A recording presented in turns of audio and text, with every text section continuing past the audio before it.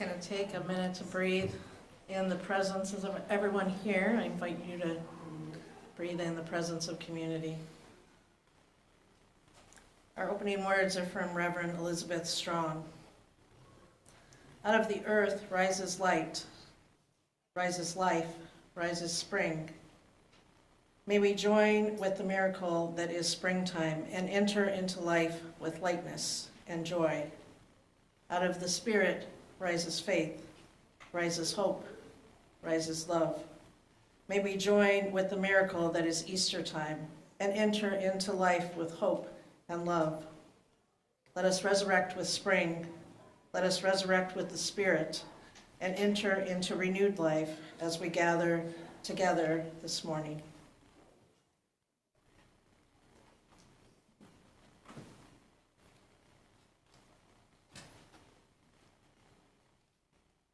Hi there, Leah here. When this simple chant becomes familiar, I invite you to choose a part and sing along. All are welcome here. All are welcome here. All are welcome here. All are welcome here. All are welcome here. All are welcome here. All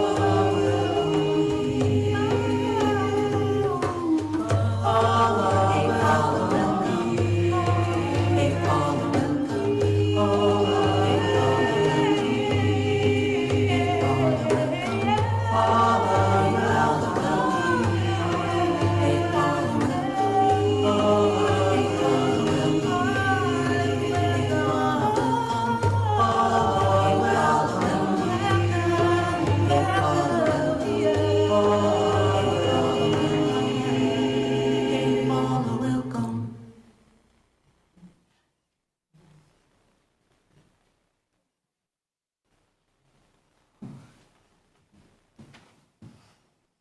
All are welcome here this morning.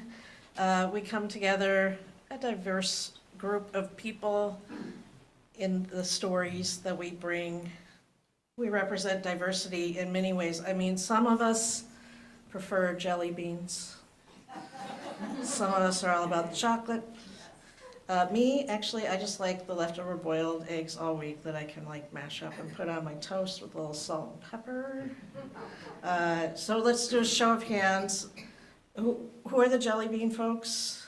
Peeps. Or peeps, any of the sugary non-chocolates. Okay, got it. Who are the chocolate folks? And who are the, I just want the leftover deviled eggs or whatever folks, or any kind of egg. All right.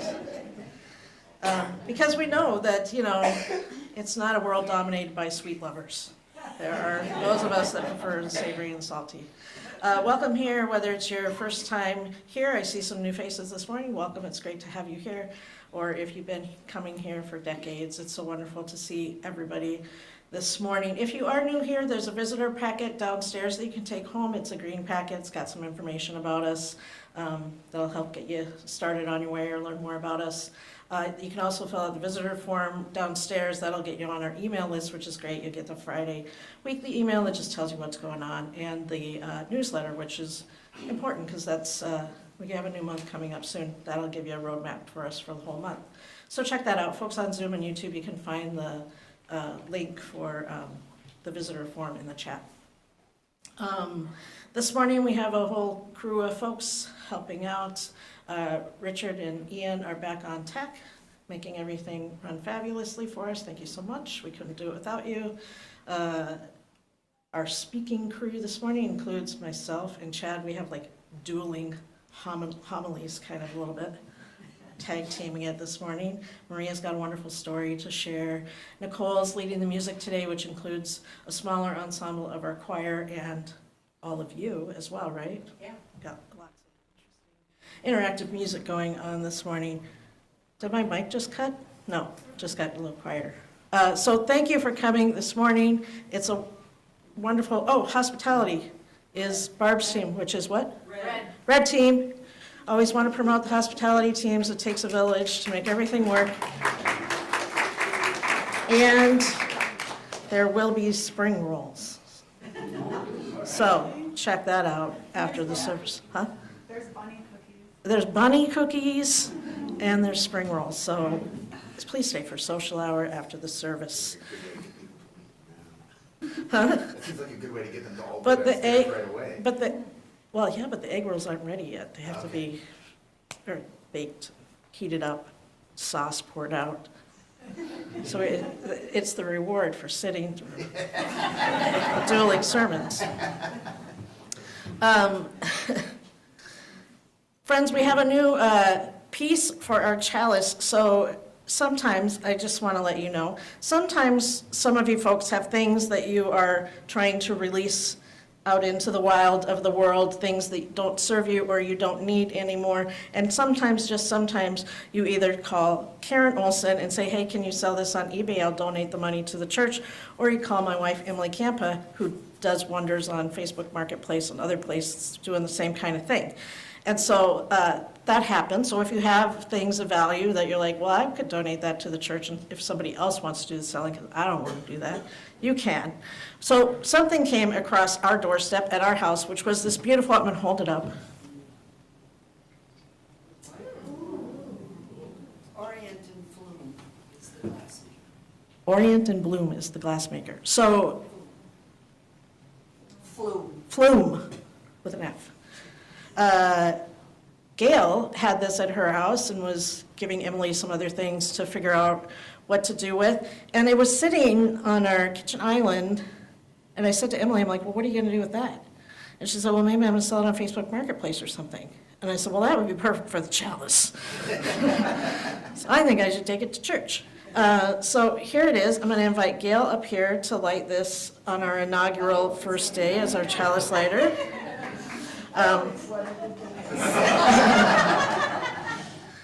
And so we've been using these little lamps like this instead, but the problem is the wick is so small you can barely see the flame back there. So you're going to watch and do an ooh and there we go. Ooh, right?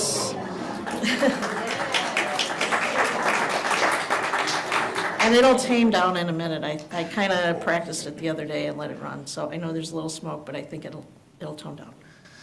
Will you all please join me in the words for lighting our chalice this morning? Even a wounded world is feeding us. Even a wounded world holds us, giving us moments of wonder and joy. I choose joy over despair, not because I have my head in the sand, but because joy is what the earth gives me daily, and I must return the gift. Our opening hymn this morning is number 203, All Creatures of the Earth and Sky.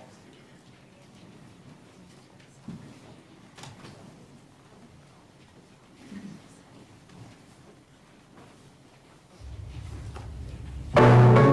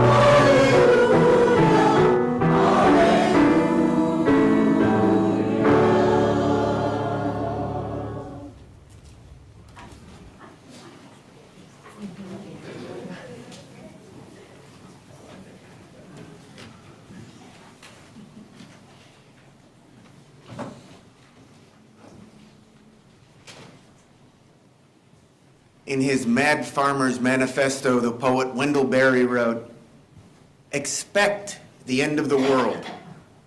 Laugh. Laughter is immeasurable. Be joyful, though you have considered all the facts. Practice resurrection." Each week, we come together and we take time to, in a way, practice resurrection, to share the moments, the joys, the sorrows that make up our lives. If you have a joy or a sorrow that you would like to share with this gathered community of faith, if you are here in the sanctuary, an usher will bring you a microphone. Please state your name and briefly share your joy or sorrow, keeping in mind that our time together here is short. If you are online, on Zoom, you can type something into the chat and Richard will share it with us here. If you are on YouTube, you can share it with each other in the comments there. Are there joys or sorrows to share here this morning? See some hands.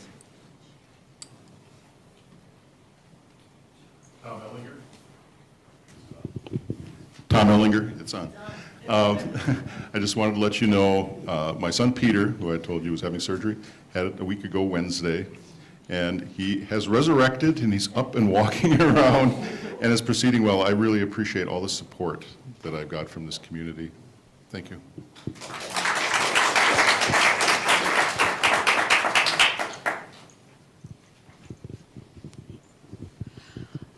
I have a joy and a sorrow. Is it working? Yeah. We accepted an offer on my house this morning.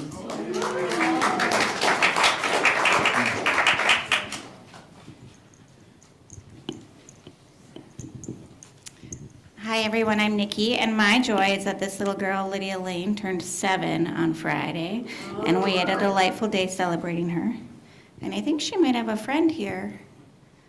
I don't know where River is. River and Lydia have the same birthday, so happy birthday to River too.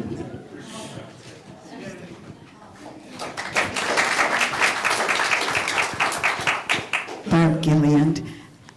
Sorry, Chad. But I've been doing a lot of reminiscing about past Easters this morning and realized how joyful I am that I no longer have to wear an Easter bonnet and a scratchy Easter dress to come to services on Sunday morning.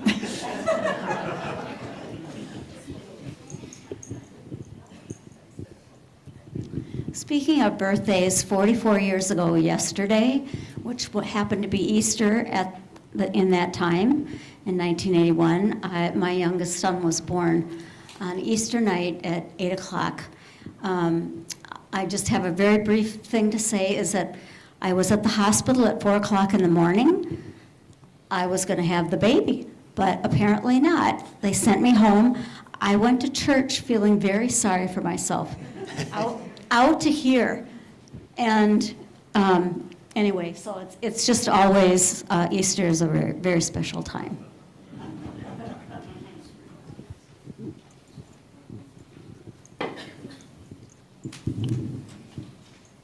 Barb Becker, this morning, I saw my first bluebird.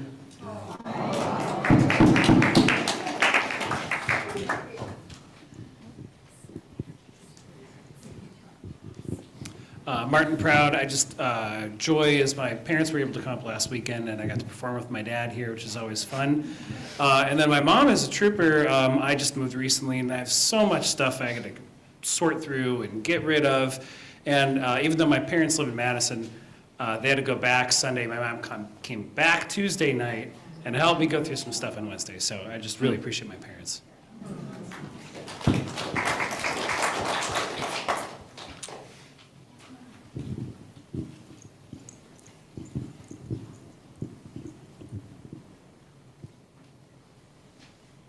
Good morning, Glenn Corliss. I escaped. I escaped a 2-week stay in Methodist Hospital got out on the 15th, so this is my first chance to attend a service since then. And it's great to be back. It is great to have you back,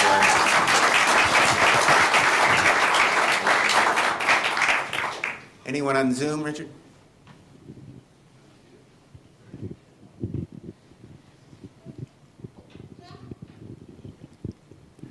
Carolyn writes, I will be joining conversations with friends, visiting immigrant detainees tonight at Reborn County Detention Center. Please think of them. Thank you, Carolyn.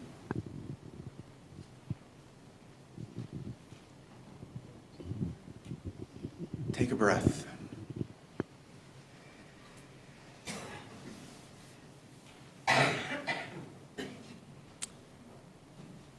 The UU values we adopted a year ago hold up transformation as one of our values. And the description ends with the reminder that we are never finished. We are never perfect. We are always transforming, constantly resurrecting through these moments, through babies who have their own damn schedule, and bluebirds, and escaping hospitals and Easter bonnets, through happy birthdays, through being together and making time to be with people who are marginalized and held, unfortunately, in our names. We are resurrecting and recreating and creating the world. Let us hold all of that and all of the joys and the sorrows that have been held in our hearts. And let us sing our words of benediction to each other.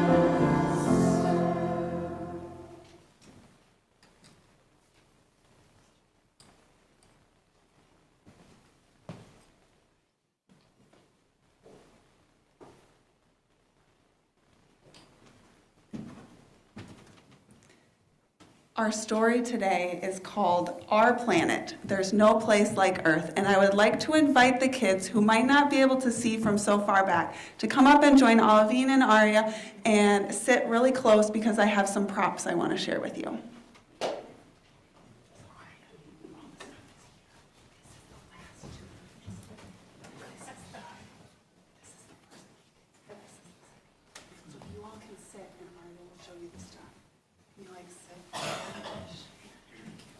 Perfect. Look, I have a microphone, I have some props, and we're all settled. I have the book upside down, and we're all ready.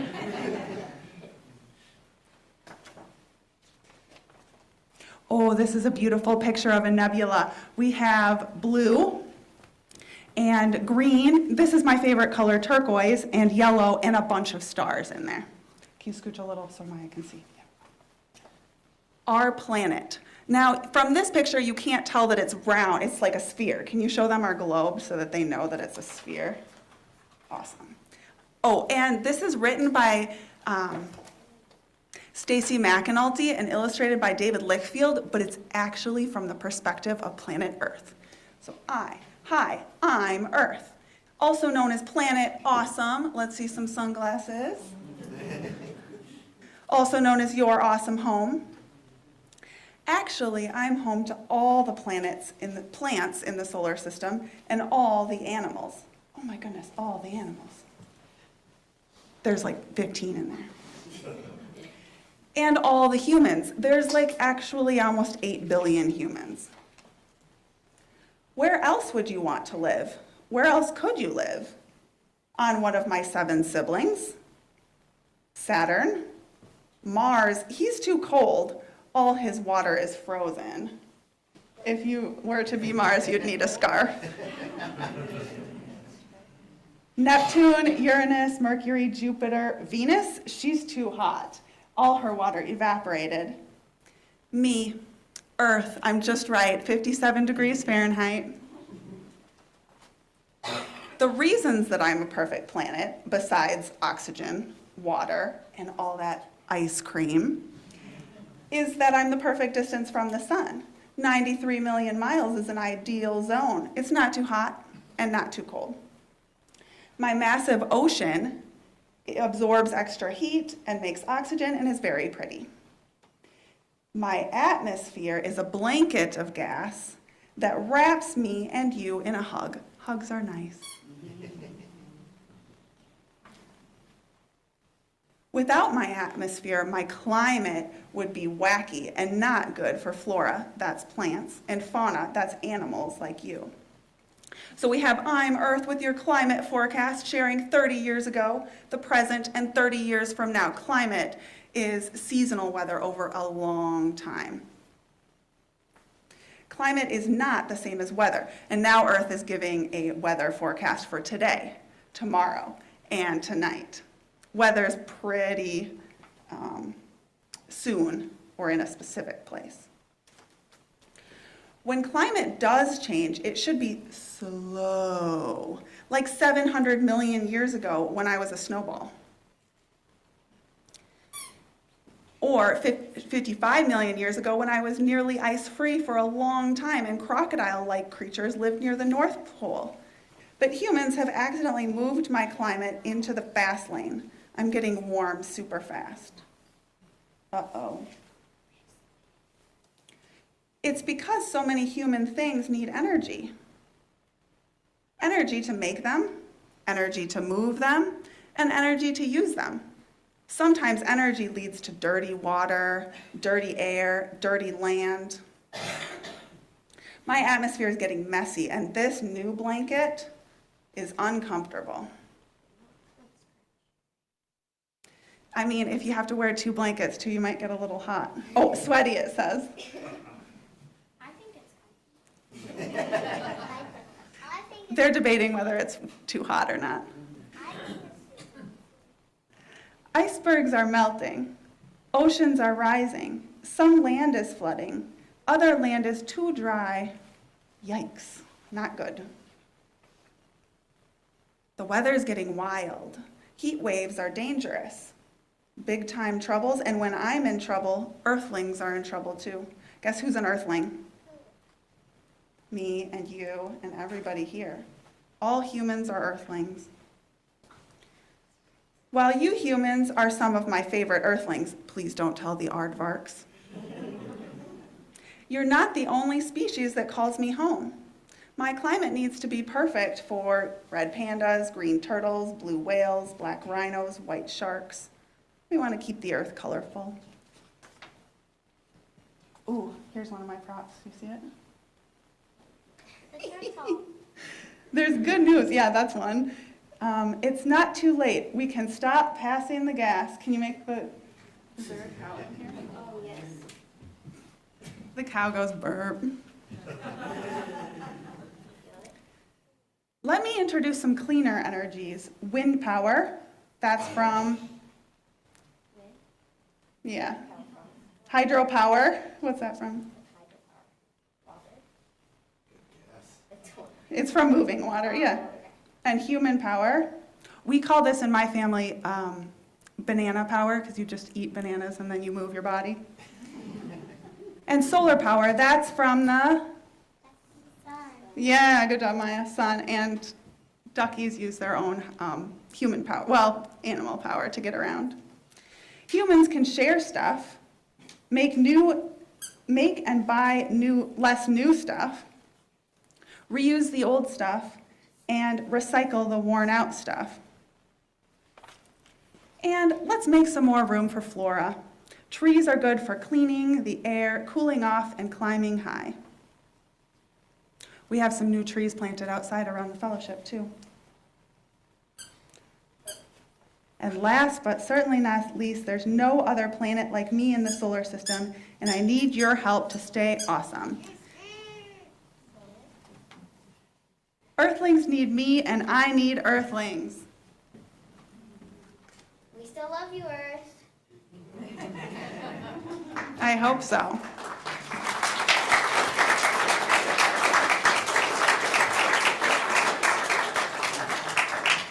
And while you all put the things back in there, you can take one of these if you want to, and you can bring this all back, but I have to do one more thing, okay? While you clean up and head out. So I picked this because I like how it shares that climate change is real and it's rough. It also says some things that we as individuals can do, but then there's other things, and in the back of the book, Stacey McAnulty writes, we're humans, she's a scientist, and are interested in science, and we're always learning things. And so I like the idea that we collectively are doing things. We can always do more, and it's not always about what we did today or yesterday, but what as a community we're doing over time. Thank you.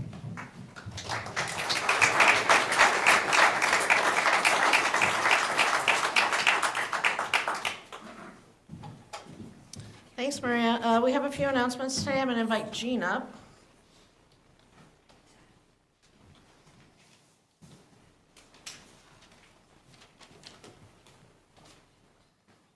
Thanks to everyone who participated in and helped with the auction last week. It went really smoothly, and we're still selling things. If you can today, please pay and pick up your purchases. We have a whole checkout area set up there. If you can use cash or a check, or we've got the QR code available there so you could do it online. If you're on Zoom or YouTube, you should have gotten an email that says what your purchases were, and there's a link in there for paying for them. We still have a lot of items still available. On the back table, straight back there, are several of the items, or most of the items. They have Post-it notes on them. If you want one, rip off one of the Post-it notes and take it over to the payment area. If you want to contribute, but you don't want to buy anything, nothing appeals to you, just around the corner here is a big poster that you could make a cash donation. Again, you can use cash, check, or the QR code to do so. If you offer to host a meal or a service or some such thing, please contact the people who bought your item so that you have that give and take. Even before you know what the date it will be, just kind of check bases. And you may not have a full list of who has bought your items yet. That should be coming in the next week or so. What am I forgetting? I think I covered everything. If you do have questions, and I see Steve is here, if anyone wanted to talk to him about the cabin, this would be a good time to do it. The only last thing I wanted to say is so far we've raised over $8,500. Thank you.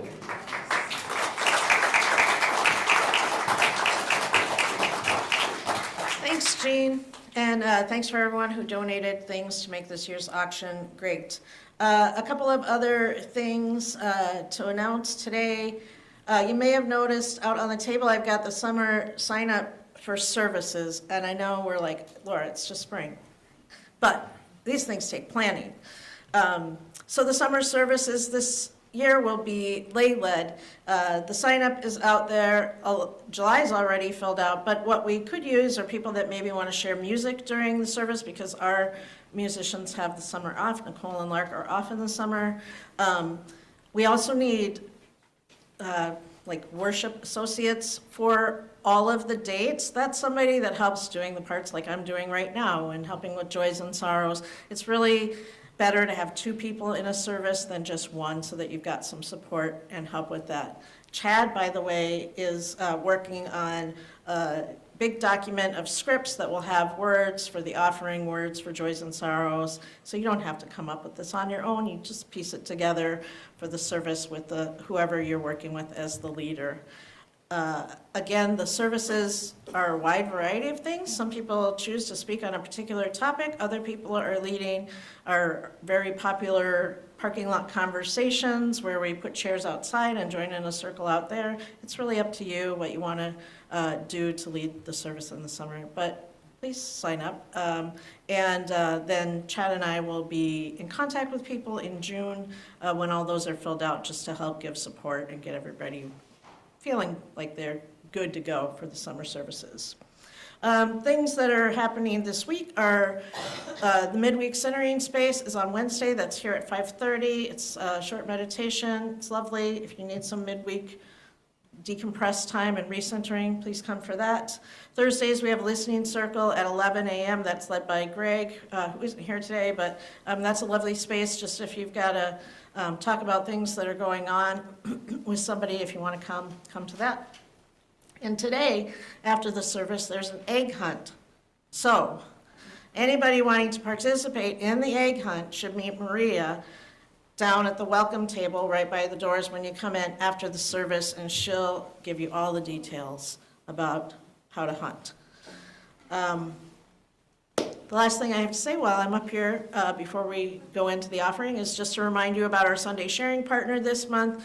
We're partnering with Joyce Uptown Food Shelf, that's in Uptown, as it would be. They do amazing work serving a lot of people in the Minneapolis area. We appreciate your generosity in supporting that. Will the ushers please come forward to take the offering?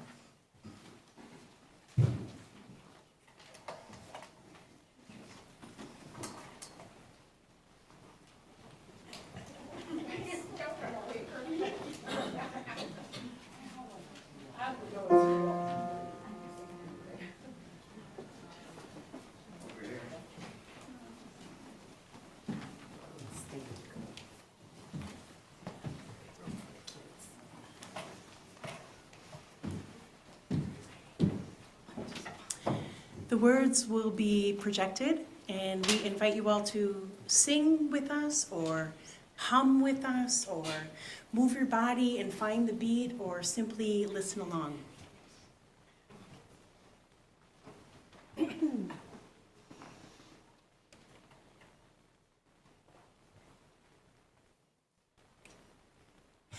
There are more waters rising, this I know, this I know. There are more waters rising, this I know.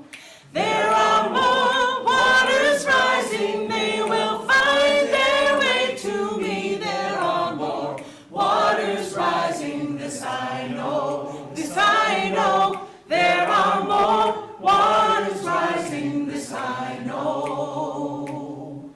There are more fires burning, this I know, this I know. There are more fires burning, this I know. There are more fires burning, they will find their way to me. There are more fires burning, this I know, this I know. There are more fires burning, this I know. There are more mountains falling, this I know, this I know. There are more mountains falling, this I know. There are more mountains falling, they will find their way to me. There are more mountains falling, this I know, this I know. There are more mountains falling, this I know. I will wade through the waters, this I know, this I know. I will wade through the waters, this I know. I will wade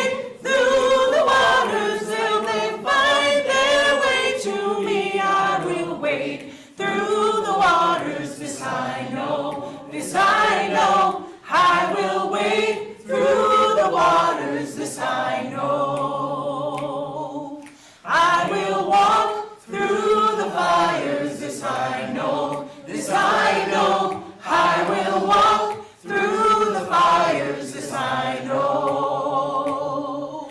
I will walk through the fires till they find their way to me. I will walk through the fires, this I know, this I know. I will walk through the fires, this I know.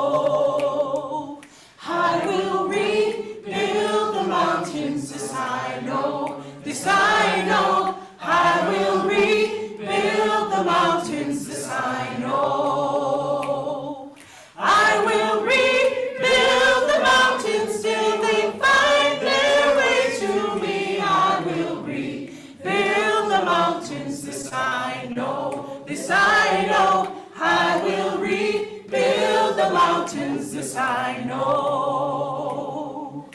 There are more waters rising, this I know, this I know. There are more waters rising, this I know. There are more waters rising, they will find their way to me. There are more waters rising, this I know, this I know. There are more waters rising, this I know.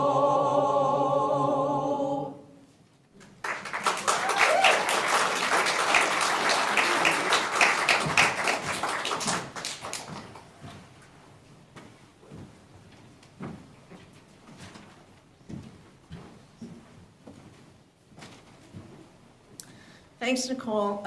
You know, that song is often done at kind of like demonstrations and marches, I think, so it's a good one to know. I have come to preach a message about resurrection. Brace yourselves. I've come to preach this message because this is a holy week, perhaps the holiest week of the year, if there is such a thing. We're talking about celebrating a holiday that has resurrection as its theme.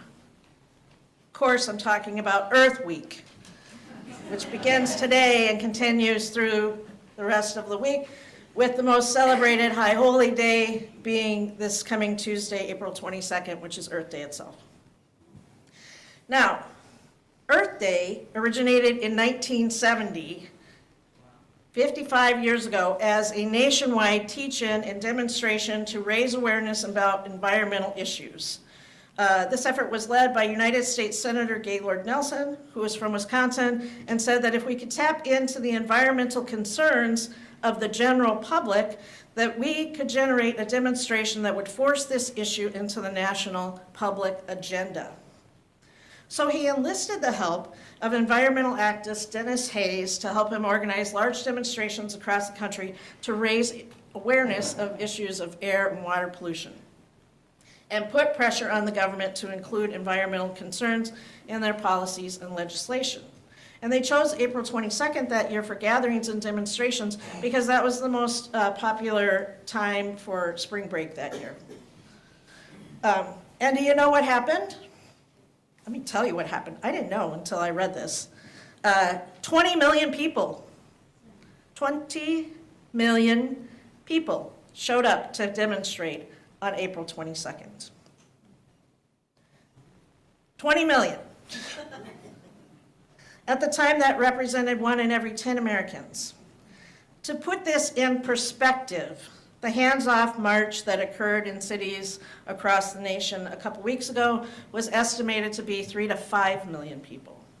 The Women's March, with all those pink hats, who still has pink hats, that was also 3 to 5 million people. Now, the protests after George Floyd are estimated to have been 15 to 25 million people, but that was over the course of days, weeks, and all across the world. So on one day, this was the biggest demonstration that the citizens of this country have ever had. Now, I was only 2. So I was not demonstrating, and my memory doesn't reach that far back, but I'm guessing some of the boomers here were of the 1 in 10 that were there. Hands, who was there at a demonstration? Do you remember the first Earth Day? Yeah, like, thank you. for showing up, because it was amazing. I mean, I can't even imagine. I've been to some pretty big demonstrations, but this is so much larger than anything I've been to. This large-scale public effort led to significant political action, including the development of the Environmental Protection Agency and the passage of landmark environmental legislation like the Clean Air Act.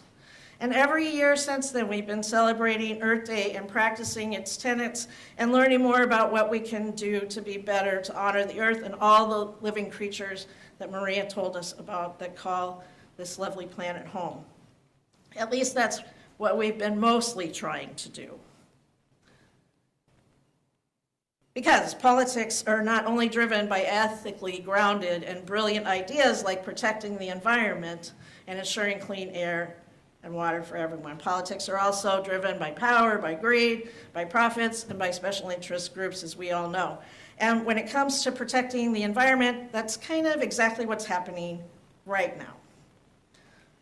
So the EPA, under the Trump administration, has recently announced that it's rolling back or eliminating 31 important environmental regulations, including rules limiting harmful air pollution from cars, plants, restrictions on the emissions of mercury, which is a neurotoxin, by the way, and also pulling back clean water protections for our rivers and streams. You can say a boo here if you want. That's how I feel about it. This is making my Earth Day feel not so happy. So there's that. But, I mean, we can all like recycle and compost as much as we can, and I hope you do, and you should absolutely continue those practice. And we also need to practice, as was said in the story, producing and buying less and using less stuff. If you're on Facebook and you're not on your Buy Nothing page for your neighborhood, you really should be. That's a great anti-capitalist system of like getting what you need and giving what you don't need to other folks. All of that helps to reduce our carbon footprint because we're all trying to reduce our carbon footprint. Another thing you should absolutely do is come here next Sunday and listen to our speaker, John Crampton. He's a member over at Oak Grove Presbyterian, and they do a lot of work on this stuff there, and he's coming to talk about what they've done over there to stop using fossil fuels in their congregation and how we might get some tips on how to do things here. What is the title? I put that title on it's really clever. Loving God and Kicking Gas. Loving God and Kicking Gas. We've had 2 gas jokes now today.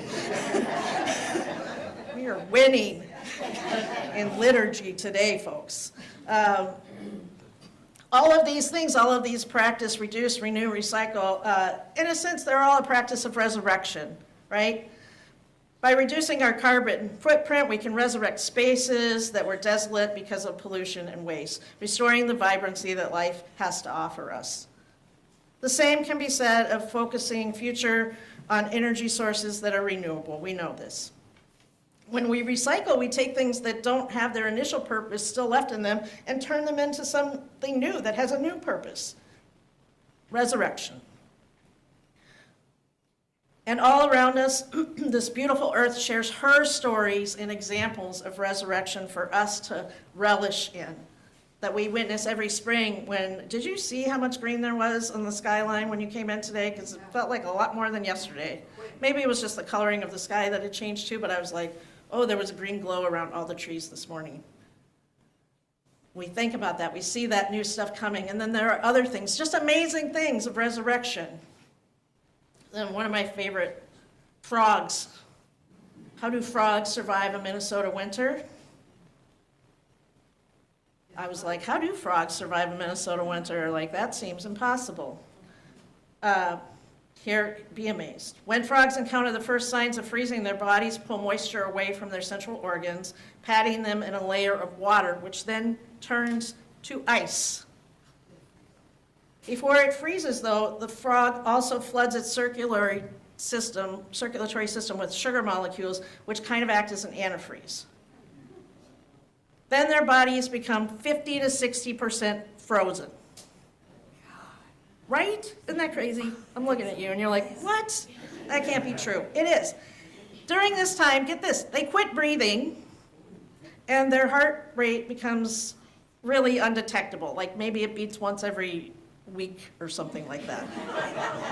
I mean, it's there, but it's like you wouldn't want to, well, first you'd have to get under the frozen mud and attach something to them. But anyway, like it's not, you can't just like listen for a minute and hear it. And then when the spring comes, they thaw out, come up out of the mud, and pretty soon they'll be singing to us. I mean, that's resurrection. Friends, I also want to tell you about this fern that I heard about. This is for you if you have a poor green thumb and want to plant. I might suggest this one. This fern can endure extremes, whereas most plants will begin to dry out and crumble, just losing 10% of their moisture. This fern can lose up to 97% of its moisture, becoming completely yellow and brown and withered. And if you water it, 24 hours later, it will be lush and green. Resurrection, by the way, it's called the resurrection fern. Look for it in greenhouses near you. I imagine what the first Earth Day felt like. In a sense, maybe a little bit like that. It felt like we lost our way, right? I do remember, I don't remember the first Earth Day, but I do remember that commercial. Y'all know the one, Gen X and Boomers. The Native American appearing person. I actually don't think he was Native American, but that's another sermon for another day. With the tear, you know, in the dirty waters. Many of us of a certain age remember that. I remember that feeling like, oh, something is wrong and we need to do better. You know, pollution was turning the water yellow and brown, just like that fern. And just like that, a resurrection happened and 20 million people showed up and changed things. And things became greener and water became cleaner. And now there's recycling bins everywhere, and people are now starting to compost more, and all of these things are happening. And we're talking about renewable sources. This is a resurrection coming out of the yuck. The things that are happening right now around environmental regulations and environmental justice feel dismal, and no doubt they'll have some devastating effects. And it feels like things that we worked on so hard are dying and rotting away. But behold, this is not the end of the cycle on this earth, because it is a cycle. In fact, it's only part of the cycle. Every day life is born again from death. The fern is no longer dead from thirst. The frozen frogs thaw. We compost our waste, goes back into the soil. Did you know that like soil is only alive and vibrant when there's dead stuff in it, right? You need death to create life. In the coming weeks, months, unfortunately, probably years, calls will go out for you to gather and show up to revive and resurrect the very things that others are trying to kill. Environmental justice, that's happening.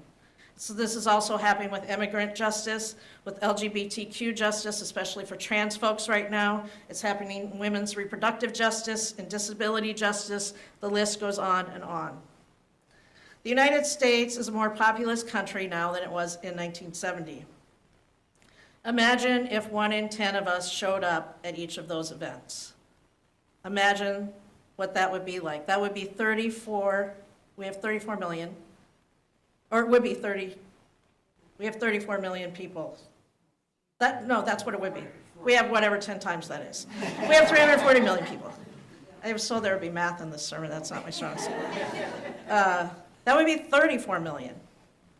That's huge. Can you imagine if we did that, if we all showed up? So when you see those things on your social media that are coming, I have heard there's something happening on May Day. I don't know if that's true. It might be about, that's traditionally a day for labor, it might be around immigration justice, I'm not sure. There are going to be more of these marches like there were for Hands Off. Pay attention to social media, listen to your friends, hear what's going on, make a sign like we had up here, go create community, and be a wave of resurrection. Let's make it so. Amen.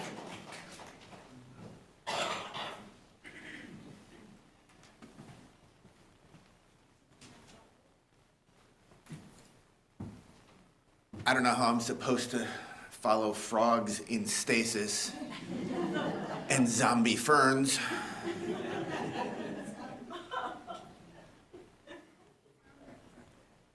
Earthlings need me, and I need earthlings. Well, fellow earthlings, I think the earth was kind of lying to us in that story there at the end.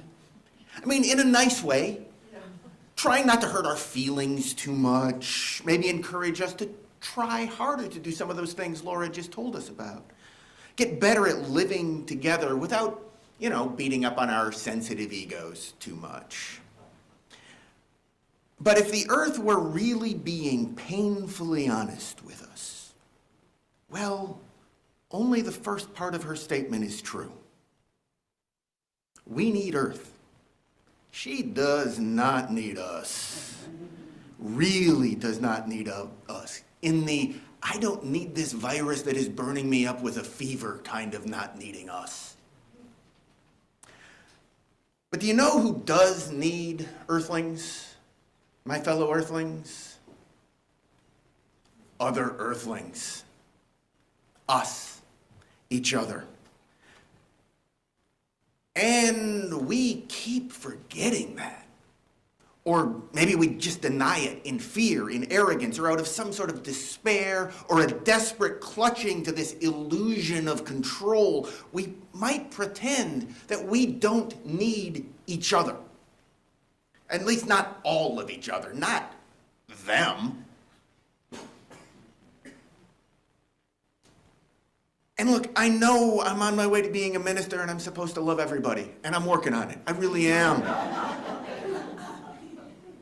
But there are days these days when I think maybe we don't need everybody. There are definitely people that I feel about the same way that I feel like I don't need that viral fever. But we are connected to them.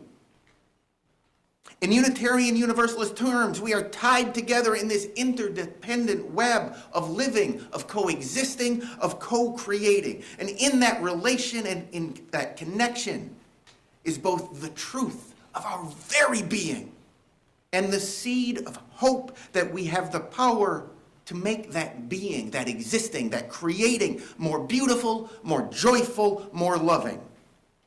There is possibility. Potential. I like the way the theologian Bernard Loomer put it.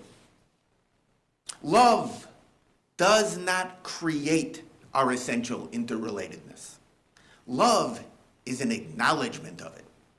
We love because we are bound to each other, because we live and are fulfilled in, with, and through each other. We love because a failure to love is a denial of the other, ourselves and our relatedness. Well, there's a lot of that denial, a lot of that failure to love going around. There always has been, of course. But these days, it feels like a constant barrage. If you pull out your phone right now, don't. There's a 73.5% chance there's a headline you don't want to see. It feels like there's this barrage drowning out love and joy, locking it away in a cave, rolling a stone over the entrance to seal it away. Now, Friday, for Christians around the world, was Good Friday. The day that Jesus was crucified by the state, mocked by people who were angered and frightened by his teachings about loving their neighbor, loving even the enemy. Although I will point out, when he said love the enemy, they were still the enemy. They were still to be confronted. It is the day the bearer of that message of love was buried in a tomb and the stone was rolled over it. And each year, the Reverend Nadia Bolt-Weber and her church hold 2 Good Friday services. They finish up their worship in their sanctuary, and then they head into the city to a spot where there was an act of violence in the last year.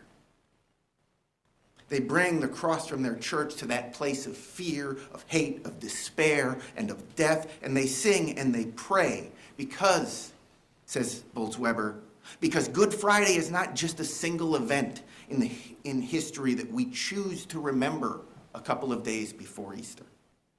Good Friday happens every day.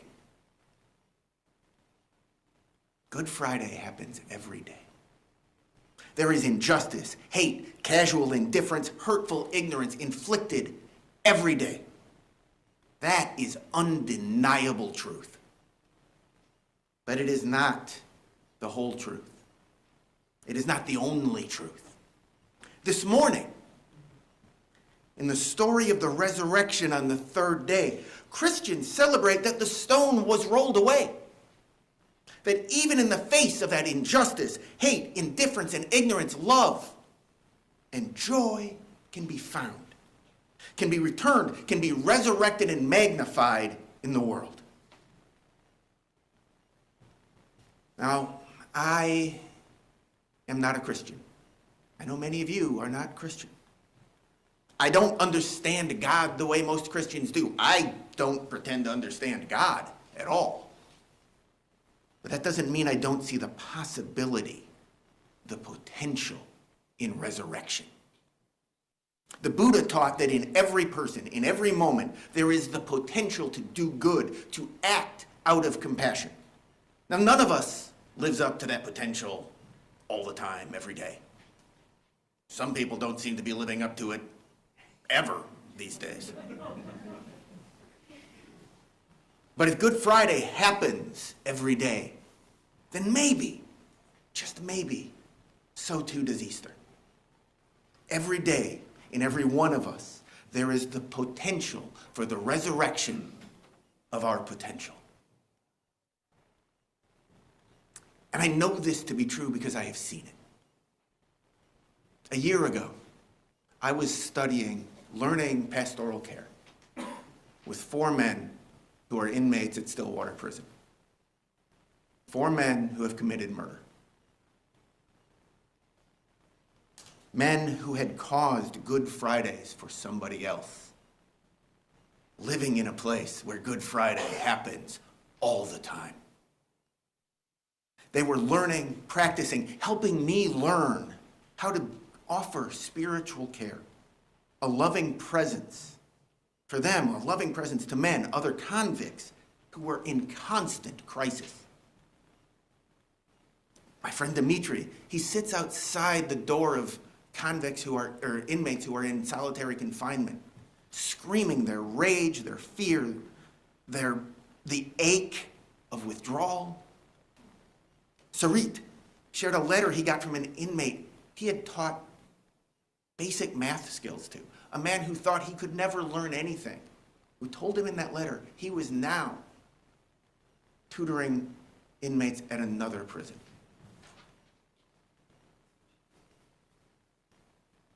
Expect the end of the world, says the mad farmer in his manifesto, and laugh. Laughter is immeasurable. Be joyful though you have considered all the facts. Practice resurrection. We are being resurrected every day, reshaped by pain and joy, reformed by what we learn and what we lose. That resurrection, in and of itself, it isn't necessarily good or bad. Maybe we grow into somebody who is a little wiser, a little more patient, a little better at dancing or making macaroni art. Or maybe we reincarnate into or into distrust and fear and resentment, into self-righteousness or resigned despair. Both are possible. Because the resurrection isn't the point. The point is the practice. Practice, says the mad farmer. Practice resurrection. Get it wrong. Practice. Get it right. More practice.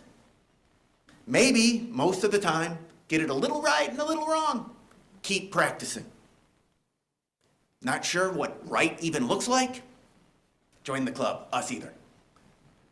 Practice. Practice resurrection. Together, let us practice remembering how we are reincarnated moment by moment.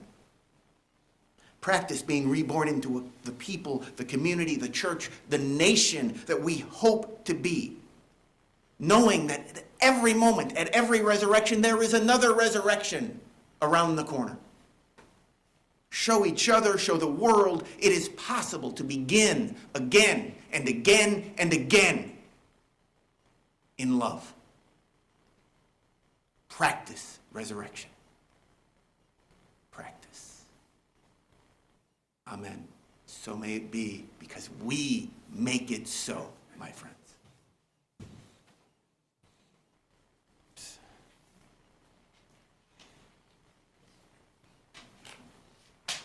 And now, let us sing.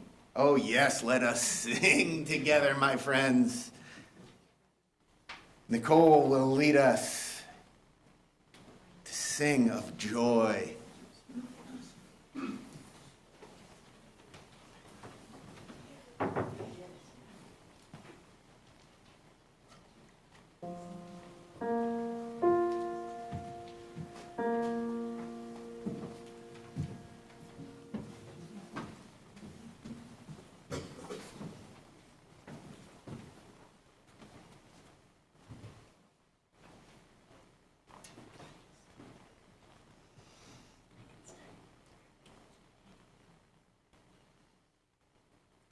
This joy that I have, the world didn't give it to me. This joy that I have, the world didn't give it to me. This joy that I have, the world didn't give it to me. The world didn't give it, the world can't take it away.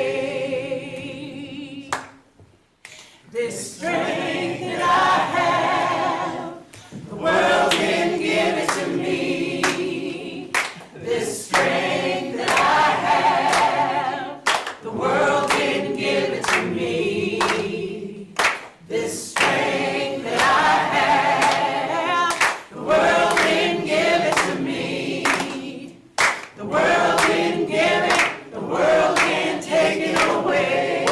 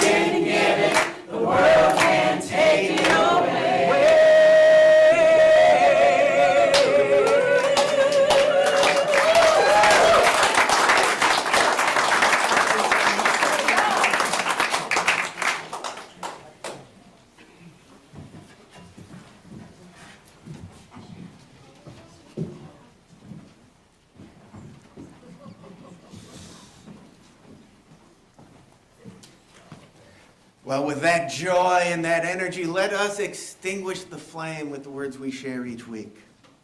We extinguish this flame, but not the light of truth, the warmth of community, or the fire of commitment. These we carry in our hearts until we are together again. And we close this worship here together with the words of Reverend Lisa Garcia Sampson. Ours is the work of creation, for recreation and renewal, for practicing resurrection. Ours is the work of inviting people into irresistible movement rooted in our belief that a new world is possible. At the center of our work is love and joy and the spirit of abundance. These are the things we are fighting for, and these are the things we are fighting with. May we know deep in our bones that this is the call of our faith. Go forth, my friends, answer the call of that faith, and hunt for some Easter eggs.